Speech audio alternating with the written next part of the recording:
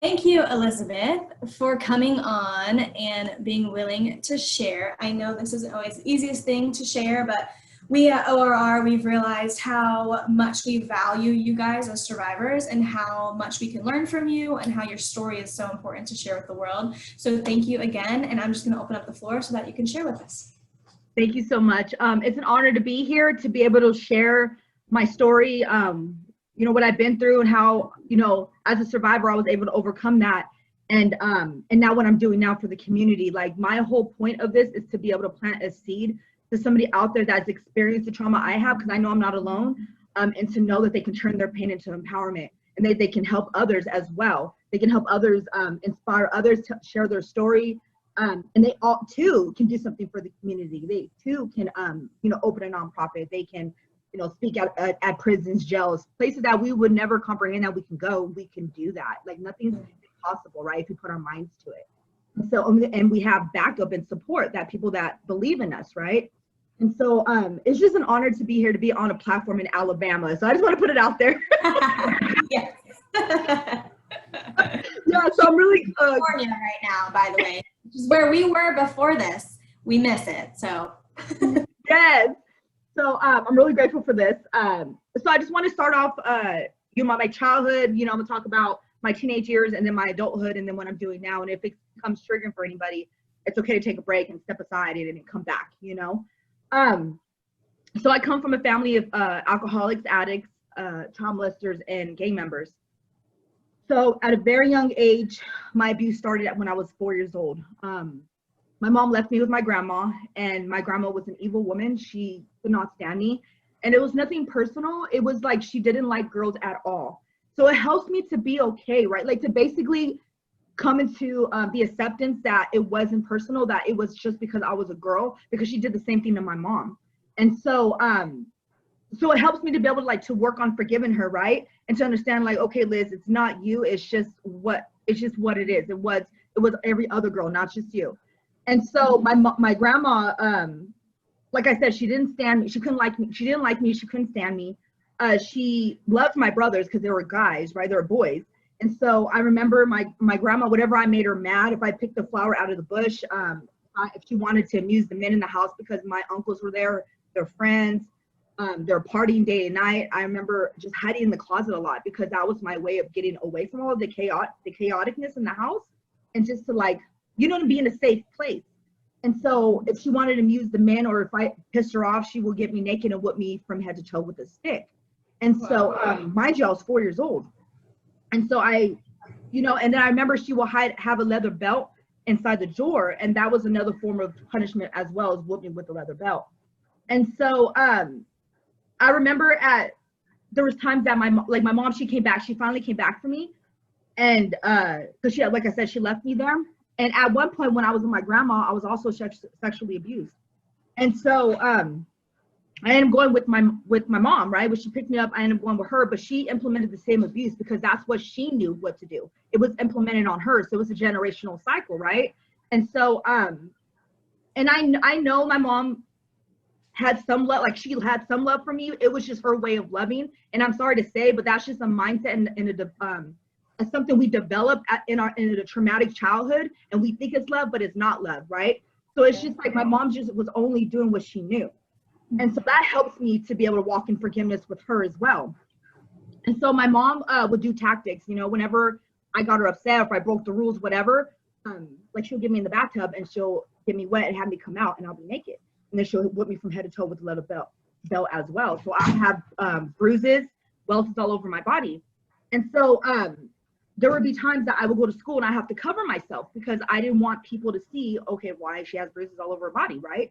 And so I would go to school and then I would get beat up at school too. I was bullied at school because I had polka dot pants, I had raggedy shirts, my teeth was messed up. I was really in a low income environment, because me and my mom, we lived in a poor neighborhood. So coming from a low income environment, and that's also another high risk for individuals that are lured into trafficking. They come from poverty as well. And so that's a way for them to survive, right? Or a way for them to make ends meet. If they're coming from a single household, because my mom was a single mom. So I was coming from that type of household. And so, so basically like I said, my mom was doing those type of abuses and tactics. And so I remember like I was very suicidal as well. So I was a cutter. Like I would cut my arms, I would sniff nail polish and put belts around my neck because that was a way for me to cope.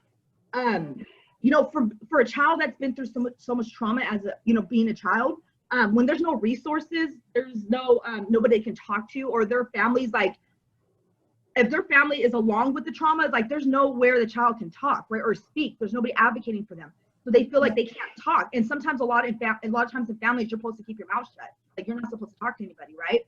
And so that's why I was cutting, because that was a way for me to, like, an outlet for me. And so there was times that, you know, me and my mom would get into huge fights. She'll grab whatever she has to hit me with, or she'll like grab me and throw me on the floor and drag me across the floor. Like I said, my mom was very angry, and she was just implementing what she knew was right because it was done to her. So eventually at the age of 14, I was raped by an older man, and his friend was driving the car. And I didn't know it was rape because nobody told me about good touches, bad touches, consent, what's rape and what's not, right? All I knew is that this guy would give me attention, and any attention to me was good. Because like I said, when I was getting abused by my mother and by my grandmother, it was attention. So I thought that was normal. Because at the end of the night, my mom will hold me. After she would beat me all day, at night, she'll hold me and tell me she loves me. So it had me develop some type of mindset, like that's okay, right? Like, oh, it's okay. All that happened throughout the day, I'm just gonna let it go because really she loves me. That's all I really wanted as a child. I think all children want to be loved and nourished like that, you know? And so when this man raped me, like I said, I didn't know what had happened, you know? So eventually I ended up getting into another situation came up, and I got into a huge argument with my mom, and she ended up pouring chemicals all over my body and my mouth. And so that burns my skin. And I finally had the courage, like something was telling me, you need to fight for yourself, because obviously nobody was going to fight for me. Not my family for sure. I had called my dad at one point, told him that, hey, because my dad wasn't in my life like that. He was here and there, you know? So I was also looking for that man figure, right? That man love. And so when I called my dad and I said, hey, mom keeps hitting me. I want to leave. Like, I want to get out of here. And he said, okay, pack up your stuff. I'm going to come get you. So I packed up all my stuff, kind of like super excited, right? Like it's going to be Christmas. Like that's Christmas to me. I'm going to be able to get out of this hellhole, right? So I packed up all my stuff. And when I packed up all my stuff, I was sitting there waiting. You know, it's hurtful for a child to like wait for somebody to come and comfort them. And when that person doesn't come, they call. I get emotional in this part. Sorry. No. When that person doesn't come, because he called and said, "I can't come get you." That just made me feel like that I wasn't lovable, right? That I was worthless. Like nobody was gonna hear me out. That I can advocate for myself all day, and I was just gonna be shut down. So I'm just giving you a different perspective from a child's point of view, right? Yeah, when there's so many doors that shut, when people break promises, like that's what happens to children. They develop all these characteristics and behaviors growing up. So this is their background. And so when he, like I said, he called and said he can't come get me anymore, that broke my heart. And I remember crying myself to sleep that night. And so, so eventually, like I'm going backward to where my mom poured the chemicals over my body. So I had the voice telling me, do something, fight for yourself. So I literally, because I was in a bathtub, just having the water run on me, like just in shock, as she just poured all these chemicals over me, right? And I was screaming because I had a tan. I just went to the river that day, you know, so I was really in pain. So I ran downstairs, and she said, what are you doing? I'm like, I'm calling the cops on you. I'm going to fight back. And that's what I said. So I had the courage to do that. So I called the cops, and they came. And that's one of the reasons why I'm going into public policy, not public affairs, right? I want to like change bills. I want to change laws. And so when the police came, all they did was refer us to a social worker. They didn't remove me from the scene, you know? And so that tells me, okay, I can't, but obviously if I try fighting for myself, nothing's going to happen. So that's what got me to just continue to run, right? And just shut my mouth. So when they came and gave us a card, they said, go see a social worker and you guys go work it out.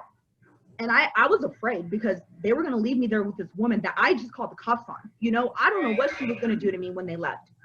So, but luckily nothing happened because she was afraid. Like I finally had the courage to call the cops, you know, so she didn't do nothing to me when they left. So eventually they placed me in the foster care system. And then when I was in the foster home, these parents are older generation. They were also abusive. There was a mentally ill child I was staying with. He was around, I want to say 8 or 9, and he couldn't talk. He could scream. That's all. That was his communication. And so every time that that little boy irritated this couple, they would take him in a room and beat him. And I would hear him screaming in the other room. And so that just re-traumatized me. I'm like, well, I don't know these people. You know, I thought I was here to be safe, you know, to be able to like get away from the violence. And if this is happening, then I can just go back to my mom's, you know, like where at least I know her, and I don't know these people. Right.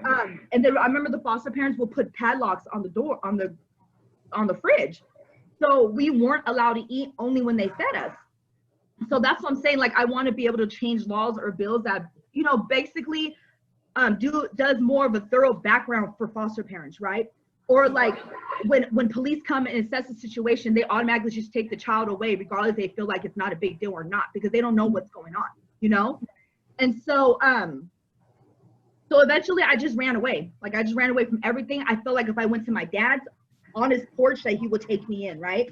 So I took off to my dad's, and I was literally dropped off at his porch, and he took me in. And my dad was a drunk, you know? My dad was also, didn't have parenting skills, you know? And so he was also an ex-gang member at that time. So he was drinking, doing whatever. He was working, but drinking too, and he wasn't present. So he didn't know how to be a father as well, right? So that's what helps me walk in forgiveness, you know, for what happened when I was young. So like when I got to him, I was already broken. I had PTSD, I had trauma, I had depression, suicidal thoughts. I tried to commit suicide when I was staying with him because I just felt like, well, I'm not happy. I thought I was going to be happy being with my father, but I'm not. So I tried to overdose in his house and nothing happened. I woke up the next day having to go to school and have to deal with the students at school. So every time I speak and I do presentations, I always let the community know, like, be that one person to take time out to talk to a child, right? Like, if you see some signs and red flags, pull them aside and talk to them. Build that rapport with them, because you never know, they might tell you and they feel if they trust you, you know? This one therapist, I can remember till this day, I don't remember her name, but I remember her because she pulled me to the office and she said, why do you have cuts on your arms? So that was the first time somebody asked me, right? So when she asked me that, I just told her what happened, because I felt like, okay, well, you know, obviously somebody cares, and I'm wanting help at this point, you know? So I eventually started telling her. So she referred me to a therapist. And so when I seen the therapist, they wanted to put me on medication to help with because I had mental illness, right? And so my dad refused to put me on medication because he said if I would have gone on medication, that would have just triggered an addiction for me and I would have been a drug addict, which was totally not his decision to make. He's not a doctor, first of all. No? And so I really feel like if I would have got some type of medication, that would have helped me in some ways, you know, to be able to get stable and to be able to work through my trauma. I would be able to attend therapy and work through my trauma, but that just never happened. And so eventually I met an older man. So like I said, my dad was drunk. He wasn't, you know, paying attention to me and meeting my needs. So when my first boyfriend, but he was my trafficker because I didn't know he was my trafficker at the time. They come in. How old were you at this point? I was 16 at this point. 16. So at 15, I was 15 when I met my first boyfriend.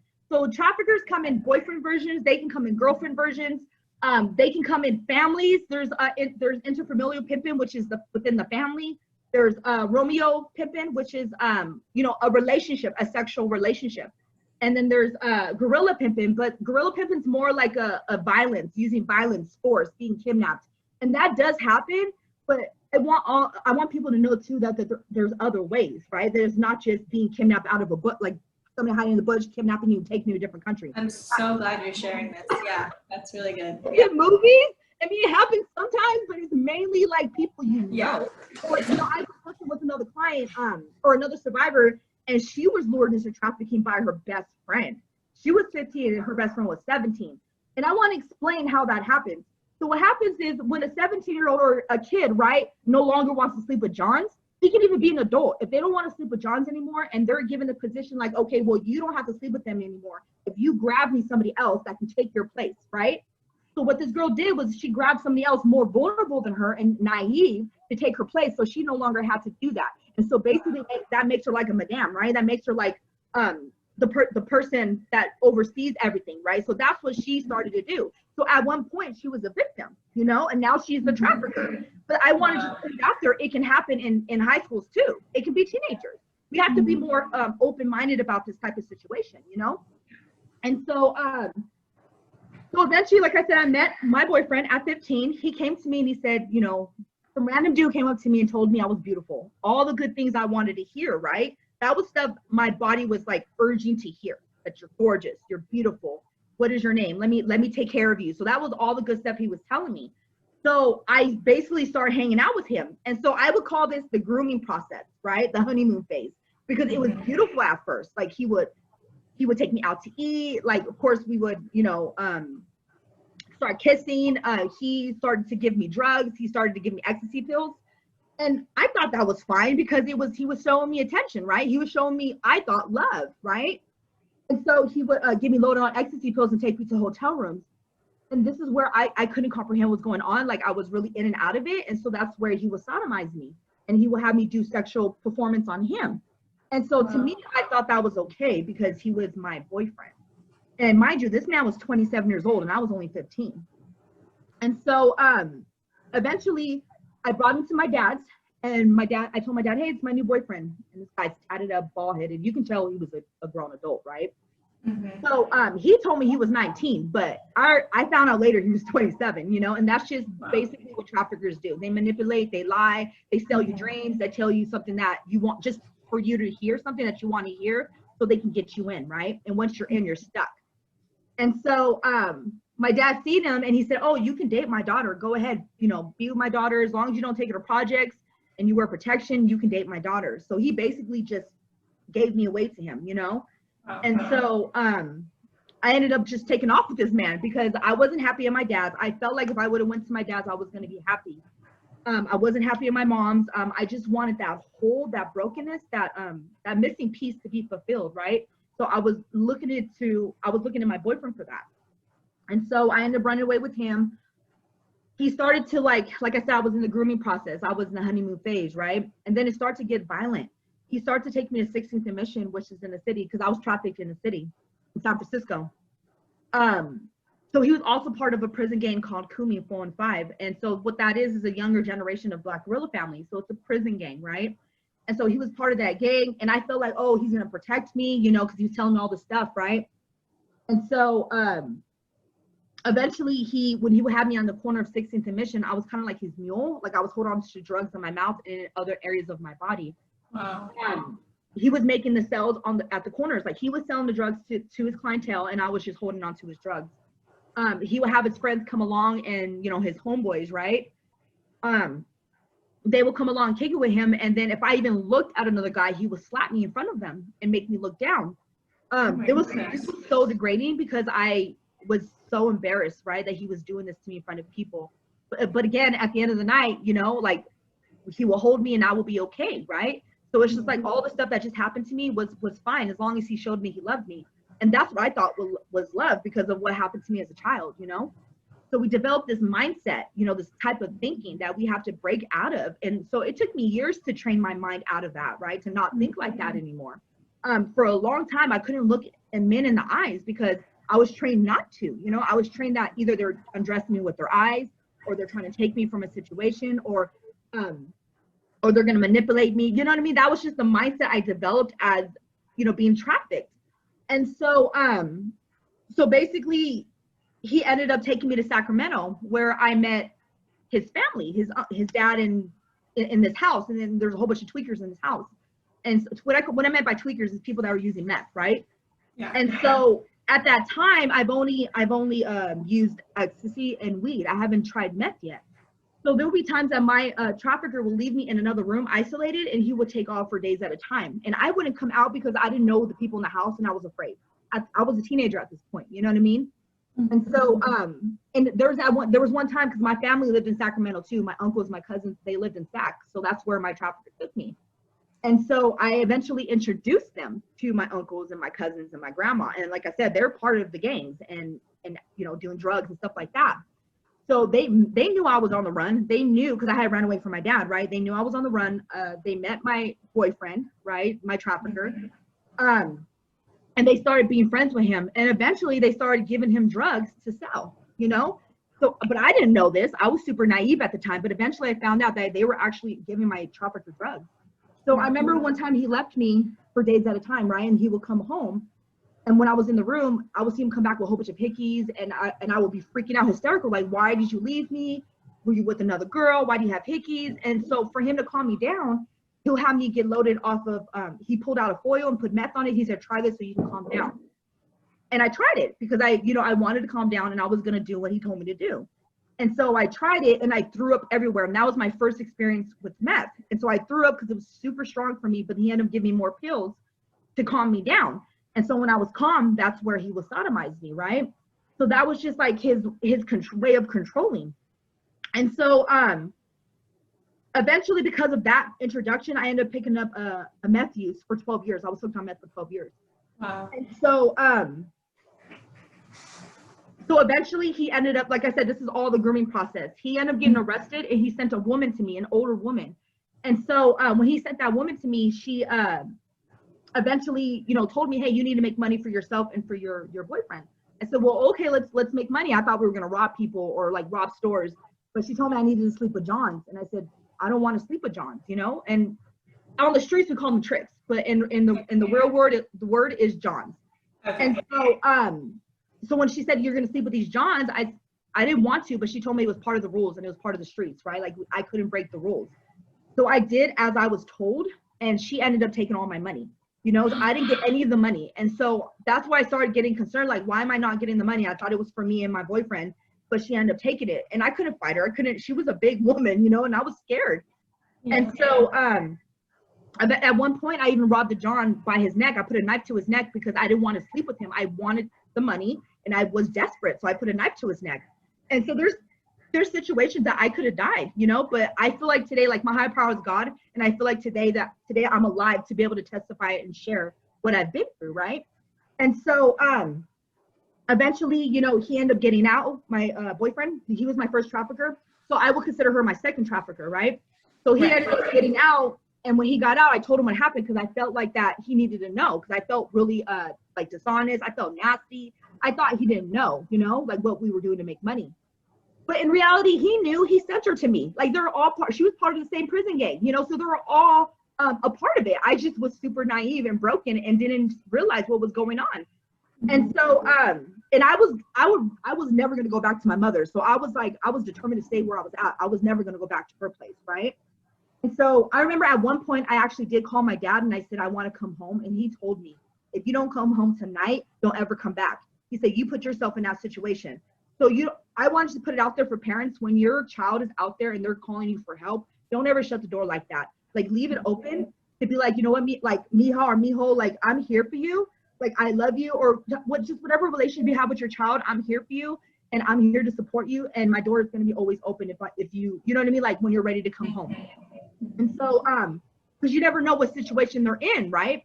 And so when he said that to me, I eventually like just never came back, And so when he got out, I told him what happened, and he said, okay, well, if you did it for her, you can do it for me. And so he ended up dressing me up, and he took me back out to 20th and Shotwell and 17th and Cap, which is in downtown San Francisco. And so I told him, I was like, well, he said, well, do you love me? I said, yes, I do love you. He said, then if you love me, let's do this. And so that was my way of showing my love and my loyalty, was to listen to him, right? So then he started selling me some multiple cars. He was selling me into shacks. He will be outside waiting for these men to rotate on me while he's collecting the money. And so there was times that I was raped by another man, and he was a businessman. He was married, had kids, and he didn't pay me. I remember him raped me in the backseat of the car, and he didn't pay me. And all I can remember telling him is, I need you to pay me. And he didn't, and he threw me out of the car. And honestly, I could have died in that situation too. There was a lot of scenarios in my life where I could have died, and I'm really grateful today that I'm still here, Yeah.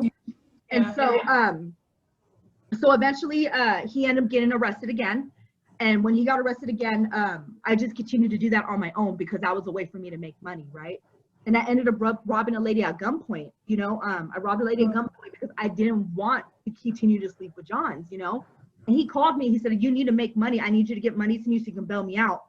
So when I robbed this lady at gunpoint, I ended up getting arrested, And so I ended up going to juvenile hall, but I used a different name because I didn't want to go back home. All I could think of, I don't want to go back to my mom's. Like, I'm going to use a different name so they cannot find out who I am, you know, because I was so afraid. So I ended up using, like I said, I used a different name. And then when I went to juvenile hall, my trafficker ended up coming inside the juvenile hall. He ended up finding a way, and I guess he was claiming he was my uncle, and he found a way to come in. And so that was his way. I thought he was doing it because he loved me, but that was his way to see what was I, you know, like what was going on with me. It was just another form of control for him. And so well, he ended up connecting with my aunt, which is, she's not my blood aunt, but she's my aunt that's married to my uncle that are gang members, right? And so my aunt ended up coming inside with him, and she was acting like she was my mom. So she knew the whole get down, right? And I guess eventually they end up having a relationship together behind my back. So this is just, I just want to put it out there that families know what's going on. Like, I don't want people to be naive, that people, like family can so much be a part of this, and we just have to be educated and see the signs, right? And so, so eventually I ended up getting out of juvenile hall. I ended up, you know, running away to be with him because they did find out who I was eventually, and they placed me in a group home facility, but I escaped and I ran to go be with him. And so I was so brainwashed, right? And so eventually, like I said, I picked up the meth use, right? I was using meth throughout those years. He got arrested again, and eventually he got deported. And I just, you know, continued to, it's a revolving door. I continued to go in and inside correctional facilities, using drugs, continue to sleep with Johns, because that was a way for me to get by and survive, right? And so, so when he got deported, I ended up connecting with another guy, right? Another boyfriend. And he was, and we were together for 4 years, and that relationship was abusive as well, because that was a way, like, I didn't know any other way of relationships. So being with another abusive man, I thought it was normal, right? And I remember at first he wasn't hitting me, so I would do things to make him hit me, because I thought that was a way for him to show his love. Because I'm like, well, if he's not hitting me, he don't love me. And that was just a mindset I developed, right? And so, like I said, I was in and out of correctional facilities. I was, you know, still using meth. I went to Valley State Prison at the age of 23. Then I ended up meeting my third trafficker. And so when I met my third trafficker, see, I didn't know this was trafficking until I connected with an organization called Verity here in Sonoma County. And they're the ones that educated me about what he's done, because there's different forms of trafficking. So what he would do is he would give me a large amount of dope, right? It didn't get large right away. I worked my way up to that. He would give me large amount of dope, and I was an addict. I was smoking meth as well. So when he would give me this dope, right, I would smoke my supply, but also selling it. And there's been times that I've been robbed, right? As a female drug dealer, like, you get robbed, you know? And so, so there was times I was robbed. So I ended up being in debt with my third trafficker. So he would basically, when he would get me and put me in his car, right? He would pick me up and I would get in his car. He would give me more dope to sell, even though I was in debt. But before I can even get out the car, he would make me perform. He would make me give him oral sex or any type of sex before I can leave the car. And even though I didn't want to do that, but that was his way of controlling the whole situation and saying, you're going to do for me what I want you to do, and you have no say, right? I owed this man money, so I was going to listen to him, you know? And he was part of a gang in a mission called Sanford Mission. So he's a part of that as well. And so I was just in a lot of fear, right? But I was surviving. That's what was my way of being okay with stuff, was surviving. And being on drugs and like using violence. I got violent when I got older because I got tired of people, you know, beating me up and like punking me and stuff like that. So I ended up turning to violence. And so, so that was my third trafficker. And so I ended up getting into another relationship with my kid's father. And that was an abusive relationship as well. So I ended up getting pregnant. And when I got pregnant, I thought I was going to be able to stop using drugs, and I couldn't. And so throughout my pregnancy, my kid's father was beating me, you know, I was breaking into cars because I still owed money to my third trafficker. So I ended up breaking into cars to sell whatever I can sell to pay him off what I owed him. And mind you, I'm like 7 months pregnant, right? So I'm huge doing all of this stuff to pay off what I owe, right? Or even just to get by, because I had a huge drug addiction. And I also had all that trauma and that PTSD of being a victim of trafficking. And I didn't even know that's what it was called. I thought I was a prostitute. So I didn't talk about it, right? There's no such thing as a child prostitute.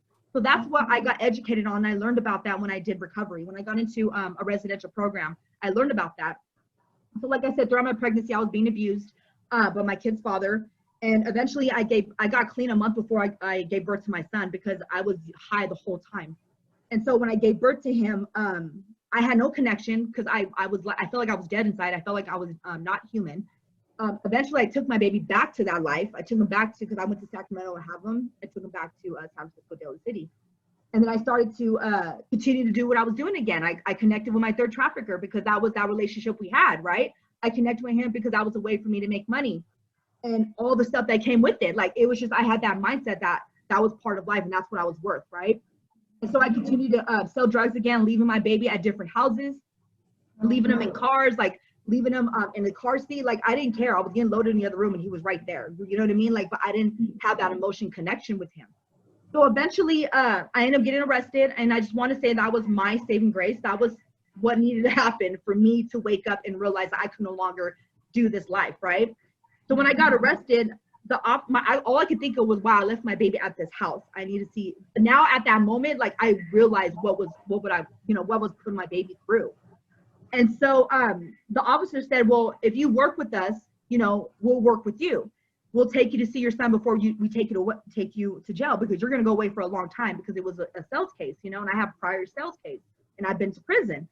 And so I said, okay, I'll tell you who I'm working for. And I already knew, once I told them who I was working for, I can no longer go back to the streets. I can no longer continue that lifestyle, because once you're a snitch, like, you're labeled a snitch, that's it. Like, your life is in danger, right? And that was my mentality at the time. So, but I had a choice. I can either tell, you know what I mean? Or basically tell and go to my son, or be able to see my son, or stay committed to this man that had no loyalty to me whatsoever. Because every time I got arrested with his dope, right? With his drugs. And I did time for his drugs, and he never put money on my books or visited me or got me an attorney. So at that moment I was like, you know what? He's never had my back, So it's like, well, if I go away for this long time for him, he ain't gonna take care of me, you know what I mean? And all I could think of was my baby. So I told him, okay, this is who I'm working for. So I told them who I was working for, under the impression they were gonna take me to see my son before they took me in. So I told them, and they pulled up his name, and they basically were already doing an investigation on him.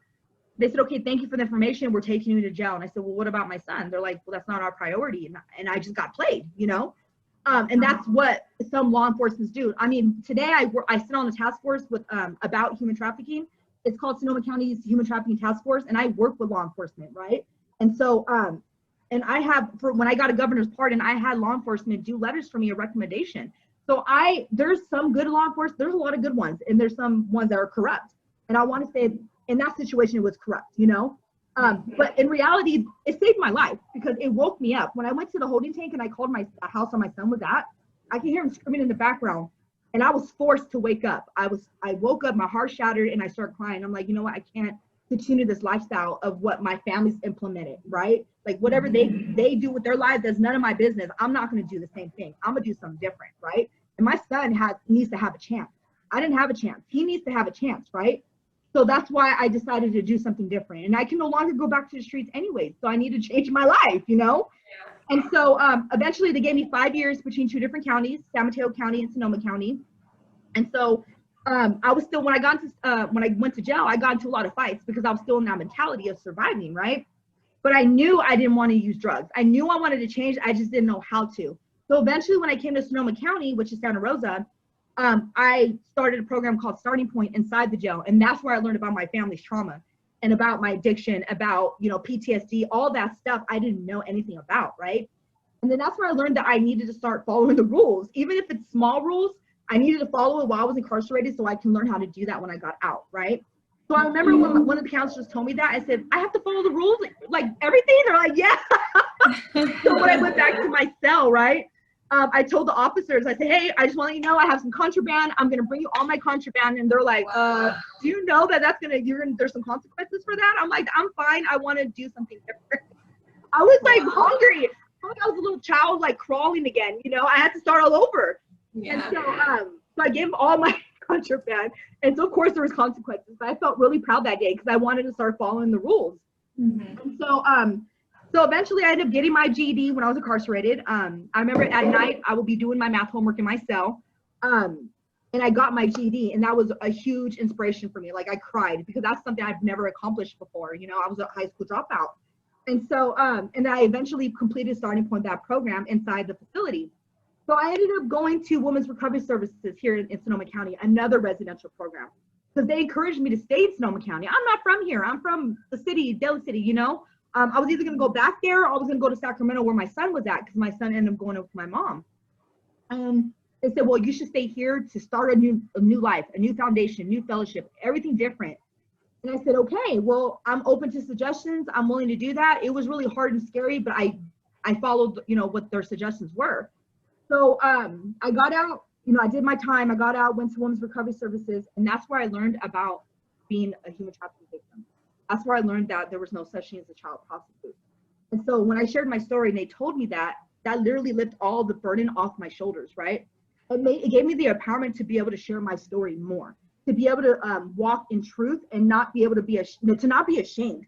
And that's why I'm here to share my story and to help other survivors walk in their truth, to embrace what happened, to be able to use that as empowerment to help others. Because a lot of us keep our mouths shut because of the shame and the guilt and the prosecution, right? People are gonna come against us and say, oh, you chose that life, why didn't you run, or why didn't you get yourself out of it, or blah, blah, blah, blah. All this judgment, right? We don't need that. We need empowerment. We need to know that it wasn't our fault, right? Whatever happened to us being as trafficking victims. So when they said that to me, that just planted a seed, and I just wanted to share everything, right? Yeah. So, and then I had the goal of becoming a drug alcohol counselor. I said, I wanted to give back. And so I ended up graduating that program. 2014, I went to school at the JC, my first time ever going to college. So I was really scared. But I utilized a lot of the resources because of me being in foster care. I was embraced by a foster care program called Bear Cup Scholars. And so I went to that program. They showed me how to write scholarships, to apply for scholarships. I ended up going to another program called Second Chance for formerly incarcerated students. That's where I learned about expungements. My advisor told me, hey, I see leadership in you. You can be the president of this club. And when she told me that, I did not believe her. I said, I don't know if you know, but my story is like messed up. Like, I don't know if you know half the stuff I've done, but I cannot qualify for a leadership position. She said, I believe in you. You can do this. So when she believed in me, I was able to do it and believe in myself over time. So I always put it out there for others too. When you are working with somebody that comes with from a broken home or has a lot of trauma or low self-esteem, like you want to be able to feed them life, right? Speak life to them, plant seeds, like speak that confidence into them until they're able to believe in themselves. And I'm telling you, it's going to blossom. You're going to see the fruits of your labor speaking life to this person. And so, so that's what happened. I ended up being the president of the club, and I just flourished, you know, like that was a platform for me to continue to share my story. Eventually I got an expungement. I got my expungement of all my records. I received the governor's pardon. So that was huge. You know, I got denied a couple times, but eventually the governor approved my pardon. So that's huge for me, you know. I graduated SRJC. It took me about 6 years. It took me about 6 years to get my degree, but that's okay because I started from the bottom, right? Right. And so I graduated 2019 with 3 AAs, Human Services, Social Advocacies, and Behavioral Science with highest honors. So I remember crossing the stage and the president, Dr. Chong, I said, oh my God, I did it. There's like a picture of me going like this, and I gave him a hug. I was so excited. Like that was the biggest day for me because I'm the first in the family to graduate, right? And to like, it was super huge, right? That was such an accomplishment for me. And now I'm at Sonoma State getting my bachelor's in sociology, and then I'm in the middle of applying for Berkeley. So Berkeley University is like one of the top-notch schools, right? And I'm working towards getting my master's in public affairs because I want to be able to go back and use my experience. You know, of course, I've been there. I know what's going on. I want to use my experience to be able to change laws in a bigger spectrum, right? And so now I'm blessed. You know, I have going on 9 years clean. You know, I have a connection with God. You know, I just love how these doors are opening for me to be able to just testify what I was brought out of. That there is hope for individuals like me. You know. Yeah. And so now my goal is to open up a safe house in Sonoma County because there's no safe house for trafficking victims here. And so I have a partner named Lisa McQuaid. She's my co-founder, and she's also a survivor, you know? So both of us together are just going into communities. We're sharing our stories. We're doing presentations on human trafficking awareness, and we travel. You know, we've traveled to Sacramento, we've traveled to Rebel City. Like we'll travel to do presentations because we think it's really important that that awareness is spread, and that survivors are spreading the awareness, because it just gives it gives that different type of hope, right? Right. Yeah. And so we also do support groups. We meet twice a month, and we right now it's hard because of the pandemic, so we're doing it on Zoom, but we meet. Survivors come to the group, victims come to the group. They be a part, we're part of a family, and we just love on each other in that group. And we also do street outreach, where we meet the victims in the streets, you know, and we give them courses, we give them the support group flyer. And because of the pandemic, everything's on hold, but that's what we usually do. And so the safe house we're building is called Redemption House of the Bay Area. And so we're already a nonprofit corporation, so that's huge. That's huge. Yeah. So now we're just working towards the establishment of the of Redemption House. And then eventually, you know, a house is going to be blessed with us. Like a house will be blessed. You know what I mean? Like we're going to get a house, and then it'll be a 10-bedroom bed, like a 10-bedroom bed, and then we'll be able to like have other resources for this program, right? And so that's the long-term vision. And so I'm just really grateful to be here. Right now I'm a counselor. I am a drugs and alcohol counselor, so I reached that goal. That's awesome. Yeah, but now I'm just working towards, you know, being public affairs, working like in like with the with senators and government, you know, and also while sharing my story and being a motivational speaker. So I'm really grateful to be here. That's amazing. Your story is incredible. It's sad, but just to see where you're at now is amazing. And if you can hear my kids in the back, I'm sorry, they just got here. Hold on, let me lower this speaker thing. I do want to, hold on. Okay, open to see if there's any questions, but I have a question for you too. Let me pull this up. So obviously from your story, you can see that you, like you were saying, the whole mindset thing, like how you developed that mindset. And so it was something that you carried on through the different relationships. Yeah. So, and guys, you can go ahead and there's a lot of comments. I can't really see them all, but if you have any questions, please feel free to ask, and I will read them to her. Are you on there too? I'm looking right now. Okay, so you can actually go on there too. Sometimes my phone is slow. I see there's a good amount watching though, so definitely ask questions to. Do you go by Liz? Oh, so they're just speaking. It's not questions. Okay. Well, if you have questions, feel free to ask. But I do have a question for you. Yeah.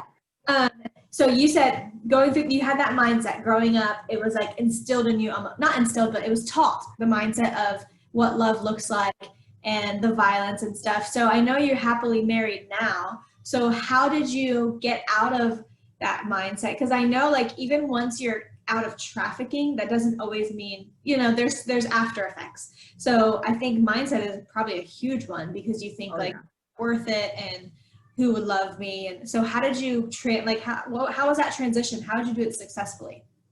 So for me, so I ended up, like I said, I went to 2 different residential programs, and that's where I started to like be able to work towards changing my mindset, right? And how to embrace my truth and to not believe the lies, right? Because that's what it was. It was a whole bunch of lies, a whole bunch of brokenness and unforgiveness I had, and a lot of hurt, right? And so I was able to turn it around when I started doing those programs. And then when I became a leadership, like when I had leadership inside the SRJC, you know, becoming the president, people would ask me to come speak about my truth. You know, it just helped me to be able to change my mindset slowly on what's going on. And I was able to look at it from a bigger picture, like, okay, you know what? All of that happened to me and I get it, but like, I don't want to stay there as the victim, right? I don't want to stay there. I want to take all that pain and use it for something that's worth it, right? Like, at least now I'm able to say, like, all that experience I experienced, it's for somebody else to help them get out of their bondage, right? And so, so that's why, and I always tell people when I'm working with other survivors, or when I'm working with someone that's going to speak, I tell them, hey, just let you know that everything you went through is not going to go in vain, right? Like, you know, God's going to use it for a bigger purpose. Like, you're like, whatever, like, life is just going to use it for a bigger purpose for you, right? It's just all going to fall into place. So that's why it's always important to, like, just embrace it and roll with the flow, like, go with it, right? Just don't, of course we're going to have fear, but just go forth in that fear with courage, right? And so that's what I've been doing. And so, and then I've also, you know, had a sponsor throughout my early recovery. I had a sponsor that, you know, helped me connect back with God. And she helped me, because I was mad at God for a long time. And this is my experience, you know. I was really mad with him for a long time because I felt like, well, where were you at when this and it happened? You know, this happened.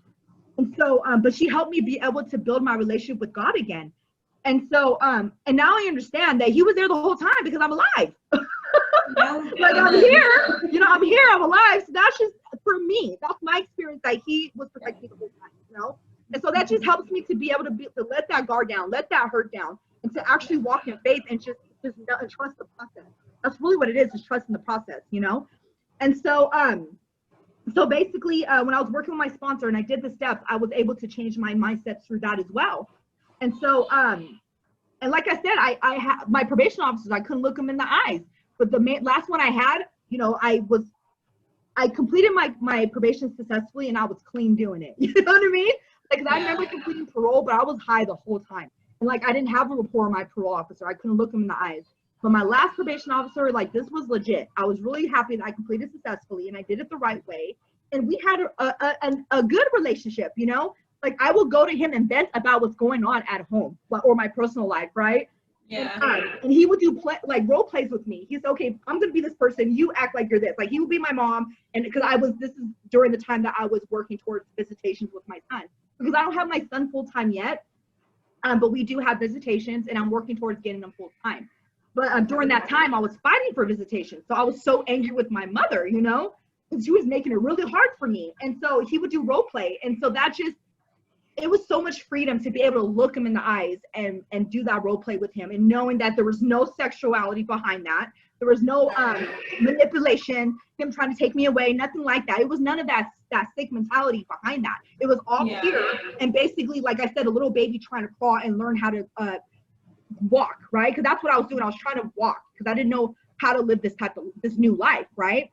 And so, and that's why I said just the steps. I had people speaking life to me. I had mentors. Like right now, I have a mentor that just continues to speak life to me, continues to, she's like, I like to go with older women, you know, older women, because they're so much wiser, I feel, right?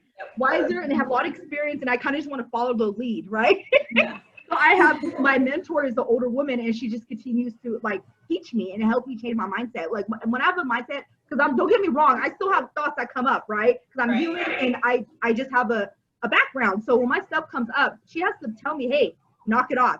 Like you write it out, do some research, like read your devotions, the Bible, whatever works for you to get past that and let it go. So she has to like put me in my place sometimes. Yeah, that's important. Yeah, but like spirituality, coping skills, meditation, all that works for me, and trusting the process. That's what, and letting my guard down and having faith is what really, and like I said, my higher power is God, you know, that's what really helped me to be able to change my mindset. So yeah. I love it. I love it. So important to have people to speak into your life that you trust too. So, yes. Someone said, my question is, how are LGBTQ children affected in trafficking? So they are definitely, they're like one of the high risk populations to be trafficked, right? And I want to say it's because like mainly like, for example, like in my support group, there's times I have transgender come to the group, right? And their experience is that they're not allowed to speak, right? When I have a transgender, that was once a man, now they're a woman. When they come in, they still have that mentality that they can't speak, they can't talk about it because there's no resources for them. And there's that stereotype that, like, you know what I mean? Like when you come from a man's background, from your family, if they don't accept you, or they'll tell you, hey, you got to be strong, you can't be weak, you know, you can't talk about your stuff. That's the mentality they develop. They still have that from the childhood. Wow. You know what I mean? So when I'm working with transgenders in the support group we do, they're having that barrier of talking. And so like we're there to empower them and tell them, hey, you know, you're with us, we're all alike, we love each other, and this is the safe place for you to speak. But that's my experience with that, is that there's not a lot of resources for that, you know? And that's what I'm trying to develop here in Sonoma County, is more resources, you know, for everybody that identifies as a woman, you know? So that means a man, once a man and now a woman that identifies with a woman, her too, you know, we can get resources, you know? And so there's not a lot of resources out here for that. But like I said, there's that stereotype that, you know, even for like women that are being trafficked, you know, that are with women, it's just that whole barrier. It just comes with another barrier, you know, as being an LGBT, what is it? Is that what it's called? LGBTQ. Yeah, LGBTQ community. It's just another barrier for them. And so it's harder, but we're always here. Trafficking is trafficking. It comes in all shapes and forms. Exactly. Anybody can be trafficked. So we're here to be able to like spread awareness and to like embrace everybody. So yeah, that's a really good question. I do think we need more resources for them. Yeah.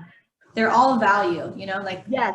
valued, and we honor them regardless of what they identify as, you know. So Exactly. Yeah. I think that's important too. Someone else asked, as a mother, how have you worked towards mothering different than what you were taught? It's a good question. So for me, me being a mother, I have to remember that I can't use violence. You know, I can't, I have to like have more compassion and understanding. Like I've also taken parenting classes, and I've learned to like actually sit down with my son and talk to him, because he has autism, and he also has ADHD and defiance disorder, you know, so he has a lot of stuff that he's working through. Whenever he does something, I have to like literally sit down with him and talk to him about what he's done, you know, and help him to like realize it, instead of automatically using violence, because that's what my mom and my family did. They used violence. And that's not what I want to do with my son, you know. So I try to have conversations with him, and I figure out what the root is of what's going on. And then of course there's different ways that you can take away stuff. You can take away you know, phones, you can take away toys, you can, you know, do a timeout, whatever works. Like that's better, you know. That's a better communication. It doesn't have to, and it doesn't instill fear. I don't want to instill fear in my son, you know. I'm here for him to talk to me and for him to like work it out with me and let me know what's going on. And so that was the thing too. Like I had a lot of fear with my mom, and so I didn't tell her what was going on with me. I was afraid, you know. And so I don't want my son to think like that about me. I want him to talk to me. So I'm trying my hardest to do something different. Yeah, that's amazing. A lot of people are just saying like amen and proud of you, someone said. Yeah, girl, you were preaching it. So is there anything else you want to say before we hop off? I want to just say how powerful and really how I love the detail and the stages of your life, because I really think that also helps people understand like this starts somewhere. You just throw yourself out into, you know, being raped and stuff, right? You're like with men and being like, you know, that doesn't just happen. There's a process. Anyway, is there anything else that you want to say? Well, yeah, and I also want to add to that, like because I hear this a lot when I do presentations, that when victims are in that situation, like, well, why they don't just get out? It's hard. Like, and so you actually experience that situation. It's hard to get out of if you're brainwashed, you know? And so you're either not going back to the environment you come from, or you feel like you're not worth it because your trafficker is telling you nobody else is going to want you. And so, or you might have warrants. Like there's so much stuff that plays along that you can't get out of the situation. Or like with the trans, you know, with somebody that's transgender, or somebody that identifies as being gay, right? They also have other barriers. They feel like they can't leave the situation because nobody else is going to accept them or help them. Or if they did try to talk, nobody's going to be there for them because there's not a lot of resources. So there's a lot of barriers for people to talk. So or for people to like to get out of the situation. So I just want to put it out there, is when you come across somebody that's been trafficked, have more understanding and compassion, you know, and try to understand on why it took them that long to get out of it, or what happened, you know?